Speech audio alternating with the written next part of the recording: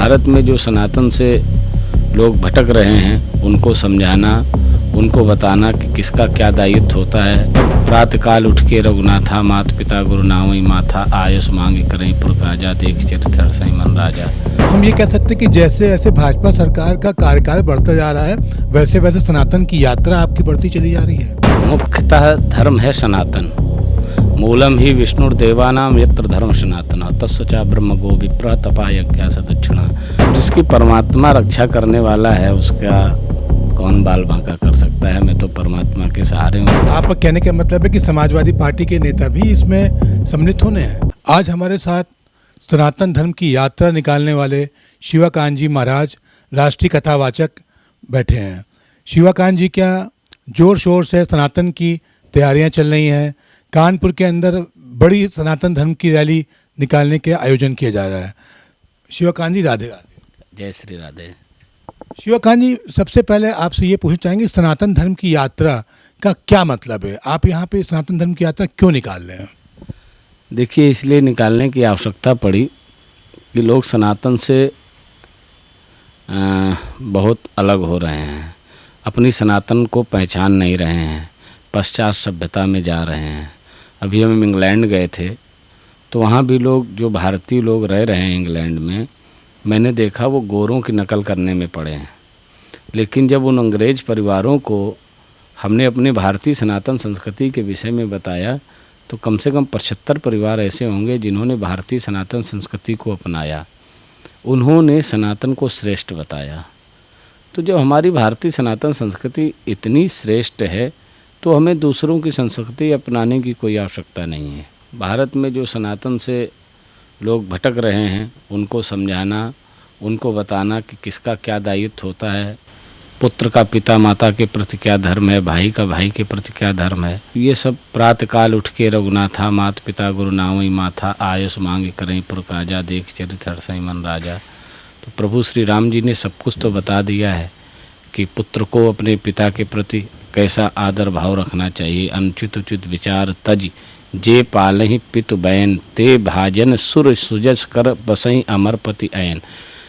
उचित अनुचित का त्याग करके पिता की आज्ञा का अनुसरण पुत्र को करना चाहिए। और जब से हम भारत लौट के आए हैं, यहाँ सनातन यात्रा निकालना है, कम से कम 100 मुस्लिम परिवार सनातन संस्कृति से जुड़े हैं, सनातन को ही श्रेष्ठ बताया। तो जो सनातन से दूर हो रहे हैं या अन्य धर्मों के लोगों ने उनको भटकाया है तो उन्हें वापस लाना और घर घर में जागृति करना कि भाई का भाई के प्रति क्या दायित्व है। महाराज जी, आपने अभी एक बात बताई कि अन्य धर्म के लोगों को अपने सनातन धर्म में जोड़ने की कोशिश कर रहे हैं, घर वापसी कर रहे हैं। अक्सर हम लोग धर्मांतरण एक शब्द सुनने में आता है। जब कोई दूसरा धर्म करे तो उसको धर्मांतरण कहते हैं। तो और जब सनातन में कोई दूसरे धर्म के लोग जुड़ने लगे हैं तो उसको आप घर वापसी कहते हैं। ये घर वापसी और धर्मांतरण में अंतर क्या है? देखिए, मुख्यतः धर्म है सनातन, मूलम ही विष्णुर्देवानाम यत्र धर्म सनातन, तस्य च ब्रह्म गो विप्र तपा यज्ञ सदक्षिणा। सबके मूल में है सनातन। सनातन से ही लोग अपना अलग अलग तरीके के ये धर्म निकले हुए हैं। तो मेन सनातन ही धर्म है।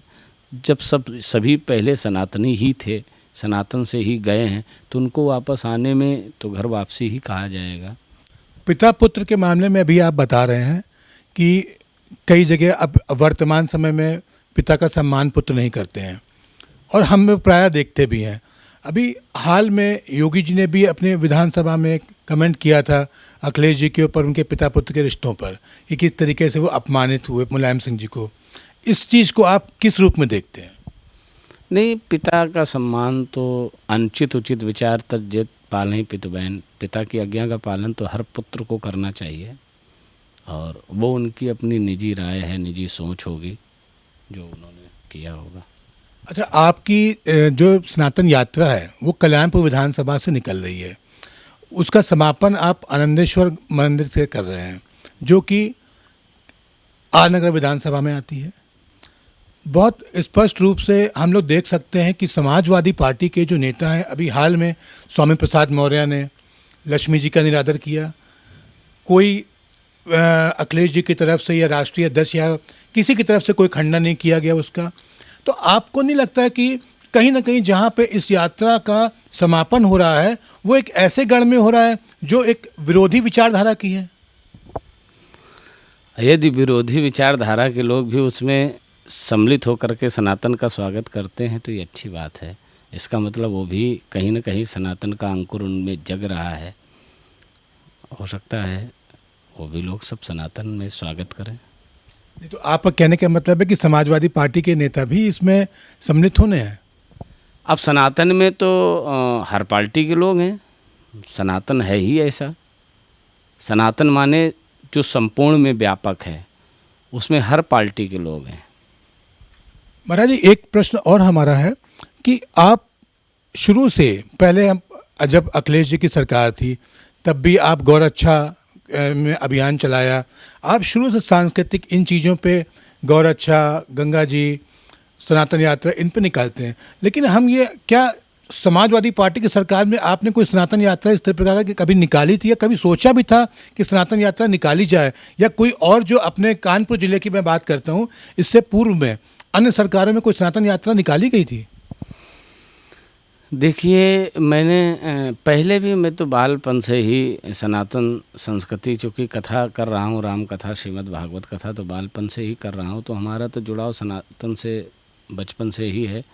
दूसरी बात, सरकारें कोई भी हो, मैंने बहुत पहले से ही, जैसा आपने बताया कि गाय पर मैंने काम किया और गौवध पर मैंने बहुत बड़ा आंदोलन चलाया जगह जगह प्रदेश में जा कर के, और उसमें कहीं न कहीं कुछ प्रतिबंध भी लगा, सफलता भी मिली, और सरकारें बदलती रहीं। तो अब जैसा सनातन की बात है तो सनातन, अपना सनातन पर मुझे लगा कि अब सनातन पर काम करना चाहिए, तो मैं सनातन पर ही कर रहा हूँ। तो हम ये कह सकते हैं कि जैसे जैसे भाजपा सरकार का कार्यकाल बढ़ता जा रहा है वैसे वैसे सनातन की यात्रा आपकी बढ़ती चली जा रही है।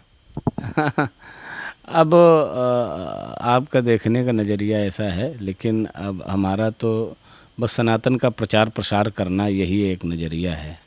और महाराज जी हम प्रायः देख रहे हैं कि फेसबुक पे और ट्विटर वगैरह में आपको तमाम धमकियां मिलती रही हैं। आपको कोई वाइस श्रेणी की सुरक्षा, जेट श्रेणी की सुरक्षा तो मिली नहीं हुई है, तो क्या आपको डर नहीं लगता है जो आप इस सनातन यात्रा निकाल रहे हो कि कल को कभी कुछ ऊंच नीच आपके साथ या परिवार के साथ घटना घटे, क्योंकि कोई बहुत बड़ी गलत तो आपके साथ चलती नहीं है?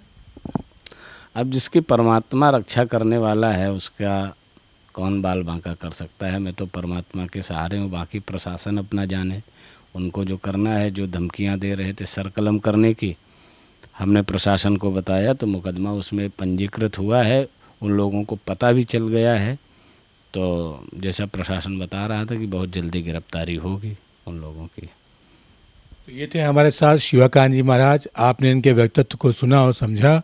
बहुत बहुत शुभकामनाएं आपकी सनातन यात्रा पे। धन्यवाद।